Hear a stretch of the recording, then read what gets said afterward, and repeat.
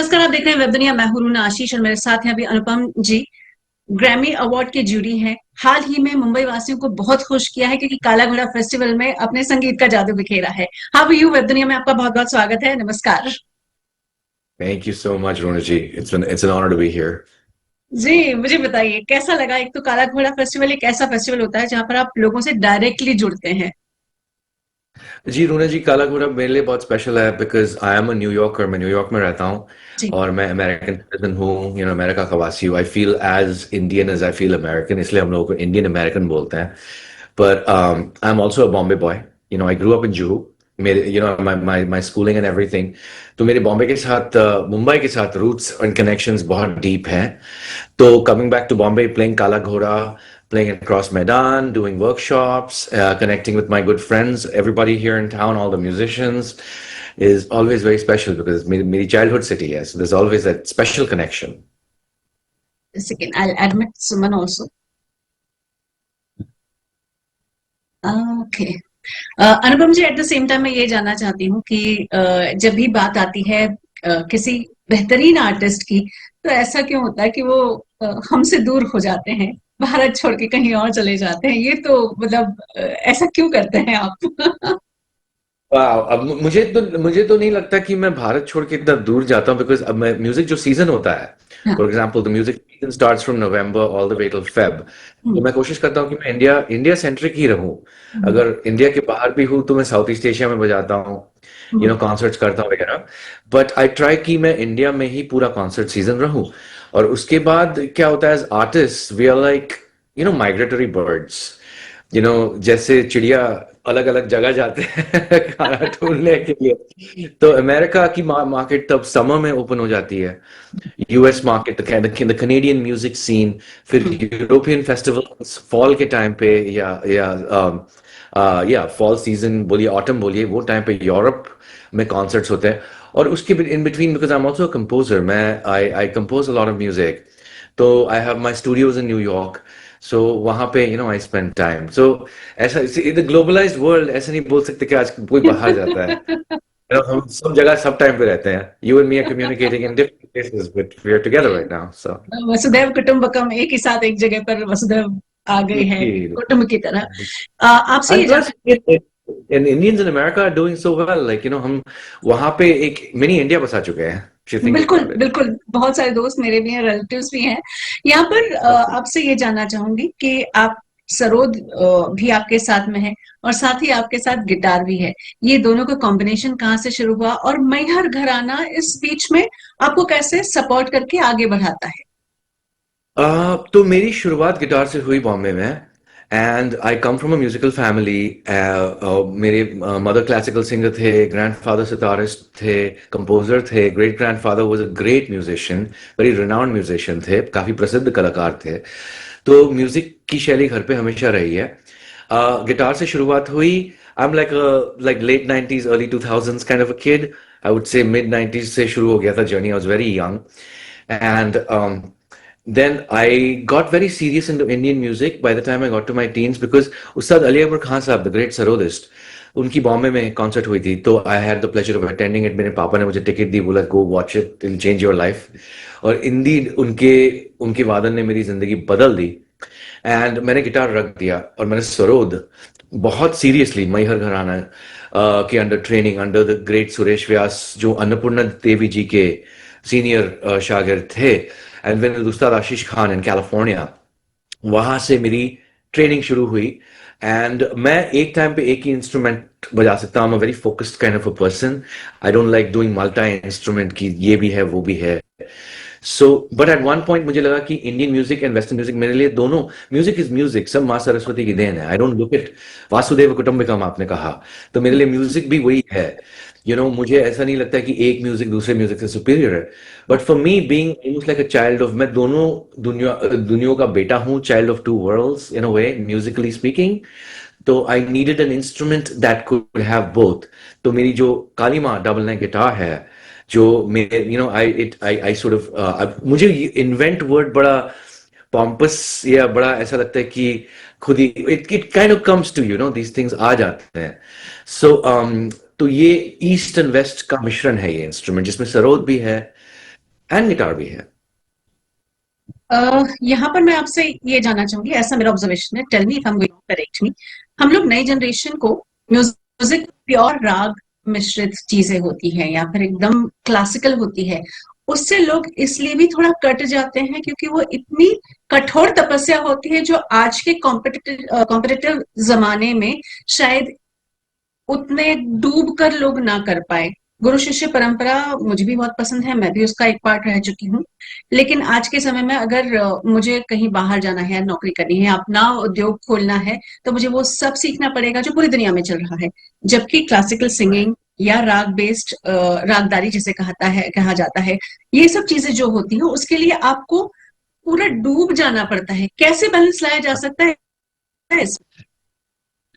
देखिए रूना जी, मुझे लगता है कि कोई भी म्यूजिक में पारंगत होने के लिए, कोई भी music, not just classical music, अब वेस्टर्न क्लासिकल म्यूजिक देख लीजिए, अब जैज, अब जापानीज म्यूजिक देख लीजिए, हाँ, even they have masters in their tradition, जिनकी ट्रेनिंग इंडियन म्यूजिक से भी और कठोर है। because I work with renowned taiko musicians from New York, ऐसा जगह है कि दुनिया भर के ग्रेट म्यूजिशियंस वहां रहते हैं। तो उनके कल्चर से समझ में आता है कि उनमें भी उतनी डिसिप्लिन, रिगर, कठोरता बोलिए, साधना, तपस्या सब है। तो ऐसा नहीं कि सिर्फ इंडियन ट्रेडिशंस में है। कोई भी क्लासिकल म्यूजिक सीखने के लिए सम थिंग्स इज इम्पोर्टेंट, कुछ स्टार्स अलाइन होने चाहिए। एक तो कोई विद्यार्थी हो या कोई शागिर्द हो या स्टूडेंट हो, वो साधक हो, वो थोड़े कम उम्र से शुरू हो जाए। वी वर लकी कि कम उम्र से, बिकॉज उसमें टाइम मिलता है। फिर आप टाइम। जैसे ये दुनियादारी की बात बोल रहे हैं कि ये सब दुनिया के स्किल सीखने हैं, कला सीखने हैं, दुनियादारी सीखना है, एंटरप्रेन्योर बनना है, सब कुछ बनना है, अपने बिजनेसेस चलाने हैं, तो उसके लिए अडल्टहुड है, व्हेन यू ग्रो अप। हाँ, बट कल ही मैं इंडिया रेडियो में, I was giving an interview last night, तो मैंने यही चीज बोली कि as a youngster, as a very young, like आप टीन्स में है या प्री टीन्स में है, तब आप अगर म्यूजिक सीख रहे हैं तो you can only devote yourself to music.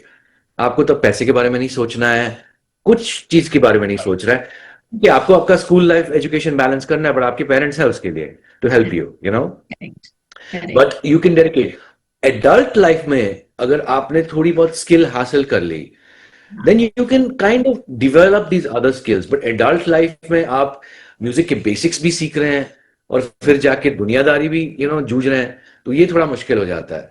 तो ऑब्वियसली हर कोई कर नहीं पाता कि यंग लाइफ में अगर म्यूजिकल फैमिली से हो।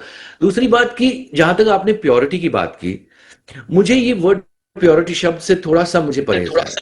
जी। मेरे हिसाब से purity, impurity itself is a little bit of a gate keeping term. आप अगर क्लासिकल इंडियन म्यूजिक को भी देख ले, हिंदुस्तानी शास्त्रीय संगीत को भी देख ले, उसमें for example the word sarod, हम सरोद बोलते हैं, सितार बोलते हैं, ये तो पर्शियन वर्ड्स हैं, ये संस्कृत वर्ड्स नहीं है। The word sarod in in Farsi means good sound, sitar means three strings. तो इंडियन हाँ, क्लासिकल म्यूजिक में भी कितनी चीजें बाहर से आई हैं। मदर इंडिया, भारत माँ ने बहुत चीजें बाहर से ली हैं। There's so many ragas that are credited to Khusro, who has a Turco-Afghan background. There's Hijaz Bhairav, एक राग है, which is close to what we call Basant Mukhari. ये तो बोलते हैं Arabian music से आया है. The Turkish influences, because इतने साल, when you had rulers and there were so many different influences coming in that enriched the music. कोई like typically Sanskritized music या तो ये भाषा का म्यूजिक तो था नहीं. Indian music has always been syncretic music, you know. तो उसको गेट कीप करके बोलना कि ये प्योर है, ये, the idea of pure and impure to me sometimes is a very suspicious idea, you know. I get it. I totally get it. Ourselves, आप देखिए ना, you're half your mother and your father. I'm also half, I'm not just one thing, no. I'm so many things. You're so many things. The music is Agree, also a product of this environment. और सबसे agree. ज्यादा तो classical music folk music से आता है, हाँ, you true, know. True, true, true. Suman, एक राहुल है जो एंटर कर रहे हैं, इनको मैं ले रही हूँ। कहाँ गए? हाँ,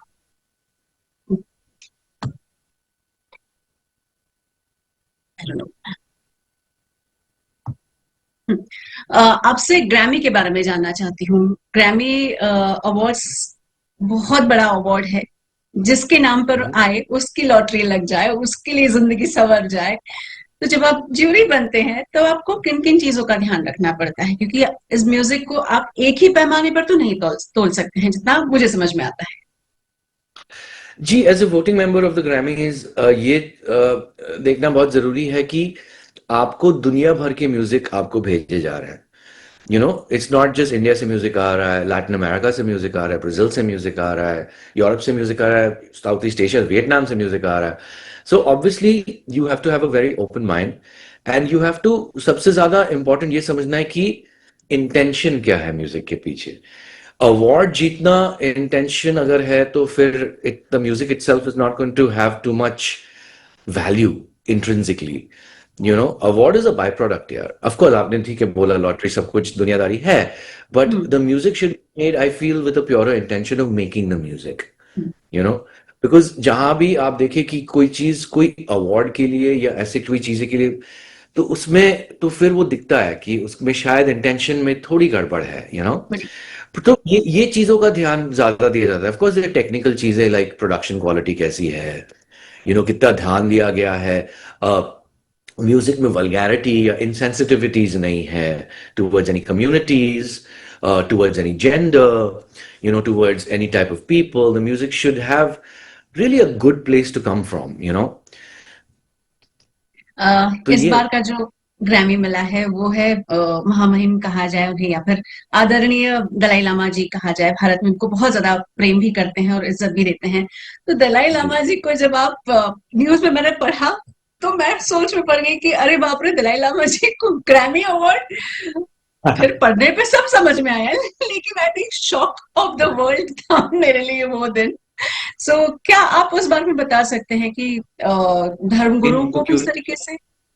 या उनको क्यों नहीं मिलना चाहिए. आई मीन बुद्धिस्ट ट्रेडिशन में या तो even you know Indian traditions में चैंटिंग, जहां तक हम्म, बुद्धिस्ट चैंटिंग, म्यूजिक का हम्म, कितना बड़ा रोल है. चैंटिंग इज अ बहुत form of, it's a divine form of sound. And वो चीज अगर दुनिया रिकग्नाइज कर रही है, you know the beautiful peaceful message of Gautam Buddha, you know it's something that should be celebrated according to me.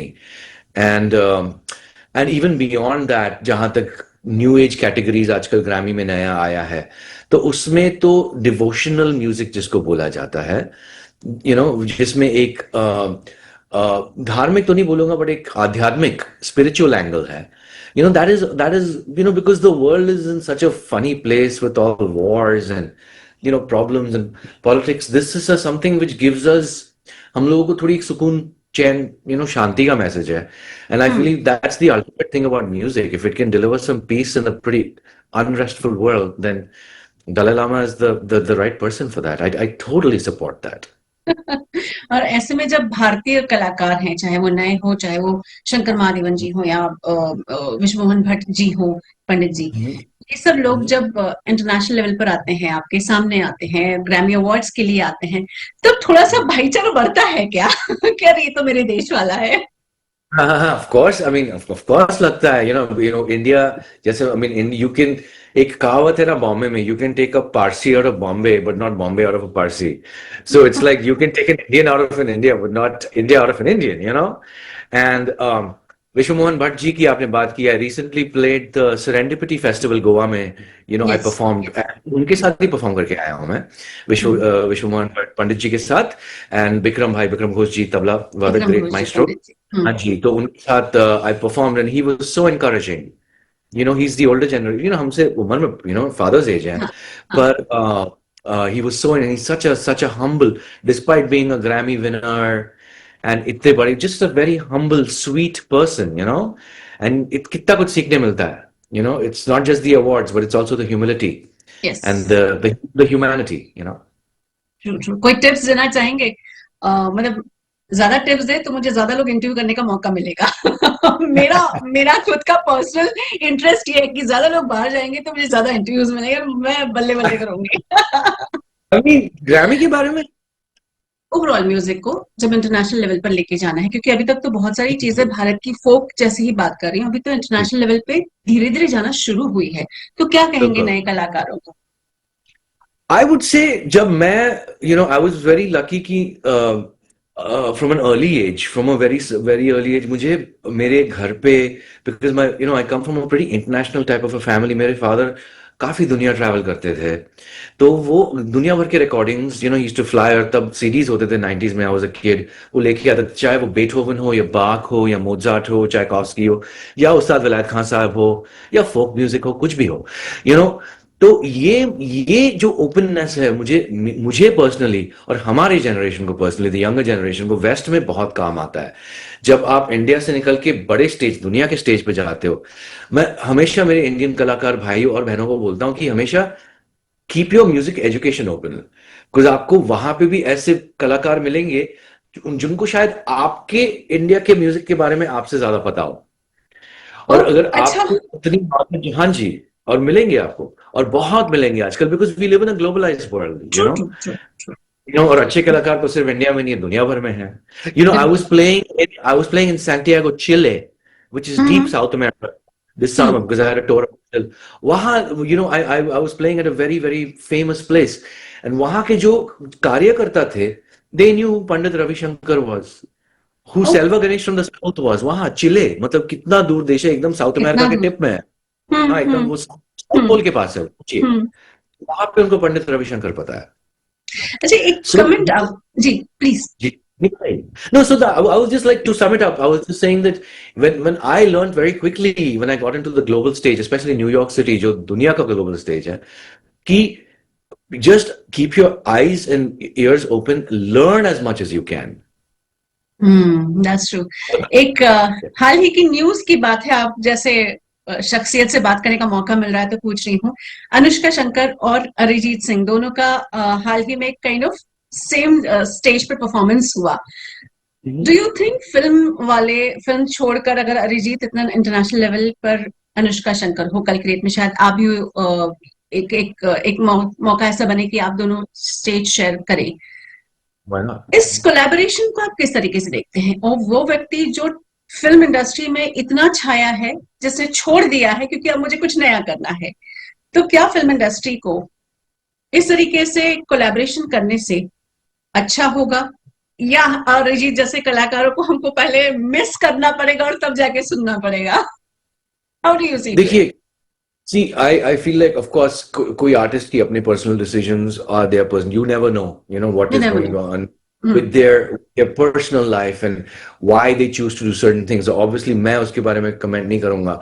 But to the broader question about film music, non-film music, classical music, I think in a globalized world, in a highly digitized world, ये जो ये जो क्या बोलते हैं distinctions है बोलिए, या ये जो I don't know Hindi word distinctions का क्या है, ये जो limitations है, जी। कि ये दुनिया है, ये दुनिया है, these are going away, you okay. know and it's a very healthy thing कि एक टाइम पे जो बोलते थे ये फिल्म म्यूजिक है, ये नॉन फिल्म म्यूजिक है, ये क्लासिकल म्यूजिक है, ये नॉन क्लासिकल म्यूजिक है, ये डिस्टिंक्शंस भी जा रहे हैं, and it is artist are realising that there is unity and strength in collaboration, you know true. और पहले क्या होता था, क्लासिकल म्यूजिशियंस बोलते थे नहीं फिल्म में हम नहीं गाएंगे, हाँ। but Ghulam Ali Sahab, we know that was had to be convinced कि वो film में गए, but when he yes. sang in films, he became an even bigger artist.